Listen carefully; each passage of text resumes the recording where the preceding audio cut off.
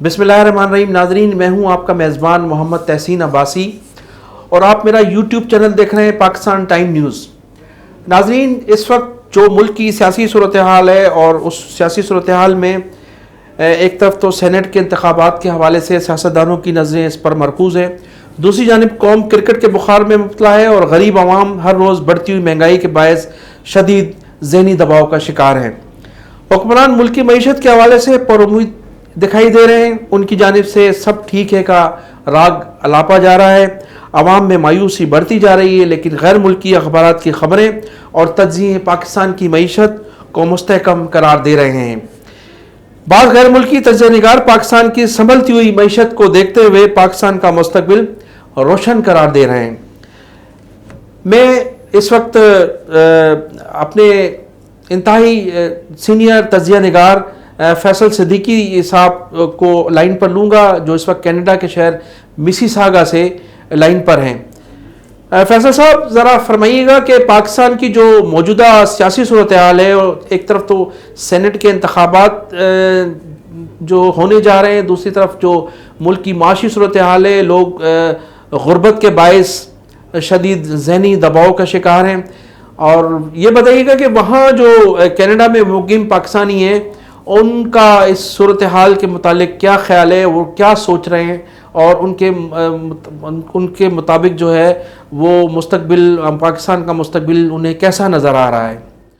बहुत शुक्रिया अब्बास साहब। सबसे पहले मैं आपका, आपके चैनल का, आप सब लोगों का शुक्रिया अदा करता हूं कि आपने मुझ नाचीज़ को वक्त दिया और यहाँ पर मदऊ किया। बहुत शुक्रिया आपका। मुझे ये बताइएगा फैसल साहब कि आज जो मुल्क की मौजूदा सियासी सूरत हाल है, एक तरफ तो मुल्क में सेनेट के इंतखाबात चल रहे हैं और हॉर्स ट्रेडिंग की खबरें आ रही हैं, दूसरी जानिब जो मुल्क में मुआशी सूरत हाल है, गुर्बत बढ़ती जा रही है, महंगाई बढ़ती जा रही है, और हुकूमत जो है वो कह रही है सब ठीक है। गैर मुल्की अखबारात और टीवी चैनल्स के जो तज्जिए हैं वो ये बता रहे हैं कि हमारी मुल्क की मईशत संभल रही है और पाकिस्तान का मुस्तकबिल रोशन है। तो आप ये बताइएगा कि आप जो जिस मुल्क में इस वक्त क़याम पजीर हैं, वहाँ पाकिस्तानी क्या सोच रहे हैं इस हुकूमत के लिए, पाकिस्तान के मुस्तकबिल के हवाले से या इस हुकूमत के हवाले से, ज़रा इस पर ज़रा रोशनी डालिएगा। देखिए, पाकिस्तानी दुनिया में जहाँ पर भी हों, जिस मुल्क में भी हों, लेकिन उनका हमेशा पाकिस्तान के साथ ताल्लुक़ रहता है, चाहे वो पाकिस्तान के अपने मुल्क से गए हुए भी हैं, और हमेशा पाकिस्तान के बारे में वो अच्छा सोचते हैं, और कोशिश उनकी हमेशा यही ख्वाहिश है कि पाकिस्तान तरक्की करे और पाकिस्तान आगे जाए। अब इसका अगर हम ज़ाहिर बगैर पुरानी बातें देखे हुए आप तज्जिया नहीं कर सकते कि आज अगर पाकिस्तान में कोई प्रॉब्लम है तो किस वजह से है, क्या क्या रीजंस हैं। इसमें आपके ओवरसीज पाकिस्तानी भी समझदार हैं माशाल्लाह, और वो भी समझते हैं, वो देख रहे हैं कि क्यों हम इस हाल में पहुंचे और क्या क्या वजह क्या है। थोड़ा सा अगर तज्जिया करें सेनेट के हवाले से भी, तो सेनेट का अगर मैं कंपैरिजन करूं कनाडा से या यूएस से और पाकिस्तान से, तो तीनों जगहों पे डिफरेंट तरीके हैं सेनेट में।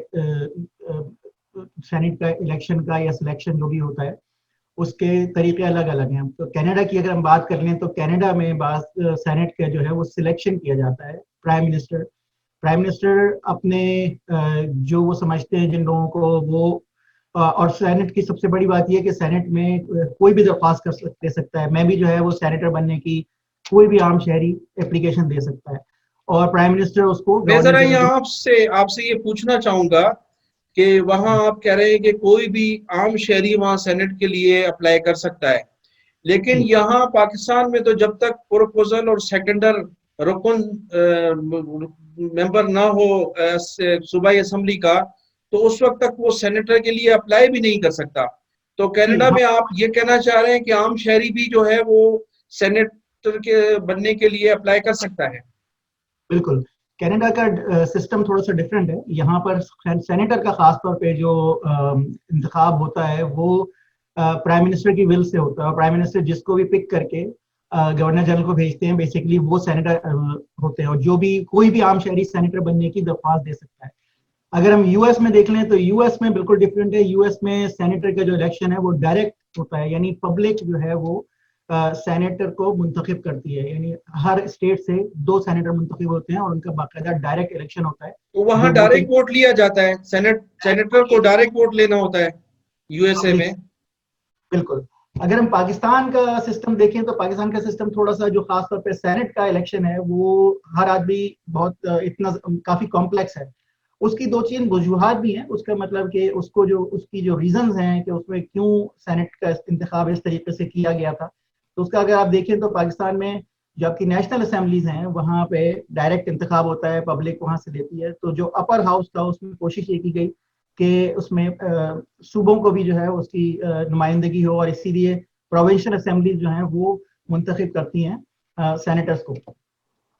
लेकिन हमारे यहाँ जिस चीज़ की सबसे बड़ी कमी, अगर मैं कंपैरिजन करूं तो पाकिस्तान में और कनाडा या दूसरे ममालिक में रूल्स लॉज एग्जैक्टली सेम है, कोई फर्क नहीं है।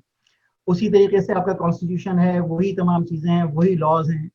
जहाँ पे हमारा फर्क आ जाता है, जहाँ पे हमें प्रॉब्लम्स आ जाती हैं, वो है उन चीज़ों की इम्प्लीमेंटेशन, उसकी एग्जीक्यूशन, उसको कानून को इम्प्लीमेंट कराया जाना और इन्फोर्स कराया जाना।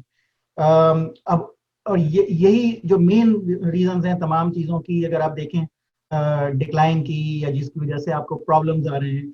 अब सेनेट का इदारा एक बहुत ही, जिसको हायर हाउस कहा जाता है, और बहुत वहाँ पे ऐसे लोगों को आना चाहिए जो जिनको मालूम हो कि वो किस तरीके से पाकिस्तान की बेहतरी के लिए काम कर सकें। वहाँ पे अनफॉर्चुनेटली आप सुन रहे हैं अखबारों में भी, और इसमें मेरा ख्याल है पाकिस्तान का बच्चा बच्चा जानता है कि हमारे यहाँ करप्शन जो है वो बढ़ती चली गई है। और उसका फैसल साहब, यहाँ तो बड़े पैमाने पर हॉर्स ट्रेडिंग है, वोट खरीदे जा रहे हैं। एक सेनेटर 70 करोड़ में बन रहा है, कोई 1 अरब में सेनेटर बन रहा है। एमपीएस को अगवा किया जा रहा है, छांगा मांगा ले जाया जा रहा है, कुछ लोगों को छुपा दिया गया है। एमपीएस के फोन नंबर बंद हैं, उनके घरों पर वो अवेलेबल नहीं है। सूरत हाल बड़ी खराब है, बड़ी गंभीर सूरत हाल है। देखिए, उसकी फिर वही बात है सारी कि हमारे पास, क्योंकि हम लॉ एंड ऑर्डर को और बड़े पैमाने पर इन्वेस्टर, बड़े पैमाने पर फैसल साहब इन्वेस्टर उतरे हुए हैं, मुख्तलिफ सूबों में मुख्तलिफ जमातों के एमपीएस को खरीदा जा रहा है, सेनेटर्स पर बड़ी इन्वेस्टमेंट हो रही है। अब इसके लिए आपको थोड़ा सा तारीख में जाना पड़ेगा कि ये सेनेटर्स की या पाकिस्तान में करप्शन की बुनियाद कहाँ से आई और कैसे ये बढ़ती चली गई। क्या वजह है कि आज जो मेन वो है कि आपकी हर इदारे में इनकॉम्पिटेंट लोग आ गए हैं, सिफारिशें, पैसा, ये सब चीज़ें चल रही है। तो इसमें मेरा ख्याल है कि हमें अपने जो ये आपके प्रोग्राम के तवज्जो से हमें आम लोगों से भी बात करनी चाहिए और उनको भी समझना चाहिए कि क्या वजह है कि ये, क्योंकि इसमें हम सब शामिल हैं, इसमें हर आदमी अपनी अपनी सतह के ऊपर इन सारी चीज़ों में शामिल है। लेकिन सबसे बड़ी बात ये होती है कि जब ये गवर्नमेंट लेवल पे इस तरह की करप्शन होती है तो जाहिर है एक मुल्क उसका डिक्लाइन की तरफ जाता है। पाकिस्तान की अगर आप तारीख देखें तो पाकिस्तान आपका 70s में पाकिस्तान जबरदस्त तरक्की कर रहा था और बहुत ऊपर जा रहा था। 70s के बाद, 70s से पहले की बात बता रहा हूँ, 70s के बाद आप देखें तो इदारे तबाह होना शुरू हो गए, और उसके बाद आहिस्ता आहिस्ता पिछले 30-40 साल में जो माइंडसेट डेवलप हुआ है, वो माइंडसेट ये डेवलप हुआ कि आज बुरे को बुरा समझना और कहना भी जो है वो मुश्किल है। सबसे बड़ी बात ये कि तो कहना तो मुश्किल अलग बात है, मगर आप जब बुरे को बुरा ही नहीं समझ रहे, गलती को, रिश्वत को, पैसा लेन देन को, इन सब चीजों को बुरा ही नहीं समझ रहे, तो फिर आप सोचें कि आगे क्या हो। देखें, अभी जो मौजूदा सूरत हाल है फैसल साहब, उसमें जो हुकूमत की जानिब से तो ये कोशिश की गई है, खासतौर पे इमरान खान और उनके जो रफ़ाकार हैं, उनकी तो ये कोशिश है कि सेनेट में इस हॉर्स ट्रेडिंग को रोका जाए। लेकिन उनकी अपनी जमात में इस हॉर्स ट्रेडिंग को रोकने की वजह से इख्तलाफात पैदा हो गए हैं।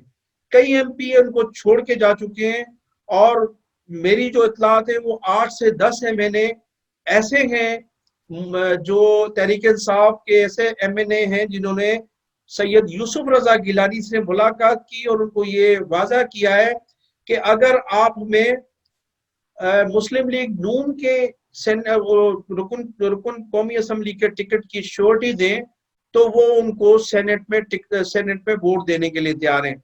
और अफसोसनाक बात यह है कि मेरे ख्याल से अफसोसनाक खबर के साथ साथ शर्मनाक बात यह है कि यूसुफ रजा गिलानी जो पीपल्स पार्टी के साबिक वजीर आजम हैं और वो पीपल्स पार्टी के उम्मीदवार हैं और पीडीएम के उम्मीदवार हैं, वो गुज़श्ता रोज मरियम नवाज के पास गए हैं और उन्होंने रिक्वेस्ट की है कि ये 10 एमएनए जो तहरीक इंसाफ से जिनका ताल्लुक है वो मेरे पास आए हैं, मुझसे कांटेक्ट में हैं और ये मुझे कह रहे हैं कि अगर उन्हें मुस्लिम लीग नून का टिकट दिया जाए मुस्तकबिल में जो इंतखाबात होंगे तो हम आपको वोट देने के लिए तैयार हैं। इस किस्म की शर्मनाक इस वक्त सूरत-ए-हाल का सामना है कि एक साबिक वजीर आजम अपनी जमात को छोड़कर दूसरी जमात की कायद के पास गया है कि इनको आप टिकट की श्योरिटी दें ताकि मैं सेनेट का इलेक्शन लड़ूं और सेनेट का इलेक्शन जीत सकूं। बड़े अफसोसनाक खबर है, इस पर आप क्या तबसरा फरमाएंगे? इसमें जरा कुछ बताइएगा कि कभी कोई तारीख में ऐसा, कनाडा में कोई तारीख में ऐसा वाकया हुआ है? अब्बासी साहब, इसमें देखिए, इसमें कोई इतनी बड़ी बात नहीं लग रही मुझे, क्योंकि आप मतलब इसमें कोई अचंभे की बात पाकिस्तान के लिहाज से नहीं है। आप यूसुफ रजा गिलानी साहब से क्या तवक्कुह कर सकते हैं? क्या अगर आपको याद नहीं, आप, मेरा ख्याल है लोगों की शायद याददाश्त इतनी कमजोर नहीं होगी, जब उन्हें याद होगा कि जब यूसुफ रजा गिलानी साहब प्राइम मिनिस्टर थे तो उस वक्त वजीर आजम हाउस में क्या क्या होता था, कौन कौन सी डील्स बनी, किस तरीके से वहां पे एक करप्शन का गढ़ था। लेकिन इसमें आप थोड़ा सा इमरान खान साहब को, मेरा ख्याल है पीपुल्स पार्टी को खास तौर पे करप्शन के हवाले से तो मुबैना तौर पर वो बमा अहलो अयाल शामिल थे, उनकी वाइफ पर भी, उनकी अहलिया पर भी करप्शन के इल्जाम थे, उनके बेटों पर भी, उनके भाइयों पर भी करप्शन में तो वो पूरी बमा अहलो अयाल शामिल थे। देखिए, इसमें आप थोड़ा सा इमरान खान का, मेरा ख्याल है उनको, सबको खास तौर पे पीपुल्स पार्टी को शुक्रिया भी अदा करना चाहिए, क्योंकि अगर आप ये देखें तो पिछले उसमें इमरान खान साहब ने पीपुल्स पार्टी, जिसके ऊपर जो करप्शन का सिंबल था, करप्शन का निशान था, यानी पीपुल्स पार्टी का नाम जो है करप्शन की अलामत समझा जाता था पाकिस्तान के अंदर, वो अलामत जो है उन्होंने वहां से शिफ्ट करके और वो नवाज लीग की तरफ कर दी कि नवाज लीग के भी जो है वो करप्शन के जो जो चीजें सामने लेकर आए, तो वो उनका, वो एक तरीके से उस अलामत में वो शिरक का शरीक हो गए। तो इसमें मेरा ख्याल है पीपुल्स पार्टी को इमरान खान साहब का शुक्रिया अदा करना चाहिए कि वो, उन्होंने उस अलामत को दूसरों को भी मुंतकिल किया। लेकिन ये कि आप उनसे बात, जो आपका सवाल था, अब उसमें आप उनसे क्या एक्सपेक्ट कर सकते हैं? सबसे बड़ी बात ये कि भाई जिस तरीके से वो लोग कर रहे हैं उससे, उनसे आप इससे ज्यादा एक्सपेक्ट भी नहीं कर सकते। देखिए, मैं यही आपसे बात कर रहा हूँ कि इसके लिए हमें ये देखना होगा कि पिछले 40 सालों में हुआ क्या, कहाँ से ये चीजें शुरू हुई और कहाँ से, क्योंकि ये सब लोग हमें ही रिप्रेजेंट कर रहे हैं, ये आवाम को भी रिप्रेजेंट कर रहे हैं, क्योंकि आज पब्लिक का माइंडसेट भी यही होगा। जब मैं पाकिस्तान आता हूँ, पाकिस्तान देखता हूँ, तो खासतौर पे मुझे जो सबसे ज्यादा तकलीफ होती है वो यही है कि हमें अच्छे बुरे की हमें तमीज खत्म हो गई है। अब बहुत सारी गलत बातों को, बहुत सारी गलत चीजों को, रिश्वत को बुरा नहीं उस तरीके से समझा जाता कि इट्स पार्ट ऑफ लाइफ। ठीक है, उनको ये है कि ये तो इसके बगैर तो हम काम कर ही नहीं सकते, तो हमारी जिंदगी का वहाँ पे बाकायदा एक हिस्सा बन गया। तो ये किसी माशरे के लिए बहुत बड़ा एक अलमिया है ये। लेकिन फैसल सिद्दीक साहब, ये बताइएगा कि अभी देखें कुछ ऐसे इकदाम हुए हैं, कोई ऐसी कानून साजियां तो जरूर हुई हैं कि वो जो माजी के हवाले से जो खराबियां थी उसमें कुछ कानून साजी हुई है, कुछ तब्दीलियां नजर आ रही हैं। तो आप क्या समझते हैं कि पाकिस्तान मुस्तकबिल के हवाले से, मुस्तकबिल में क्या पाकिस्तान में कुछ सुधार पैदा होगा सियासी हवाले से, मुआशी हवाले से? और हमारे वहाँ जो दियारे गैर में हमारे पाकिस्तानी लोग हैं वो क्या एक्सपेक्ट कर रहे हैं इस हुकूमत से और क्या होने जा रहा है, क्या समझ रहे हैं? थोड़ा सा ये फरमाइएगा कि वहाँ के लोग जो हैं उनकी क्या फीलिंग्स हैं इस हुकूमत के हवाले से।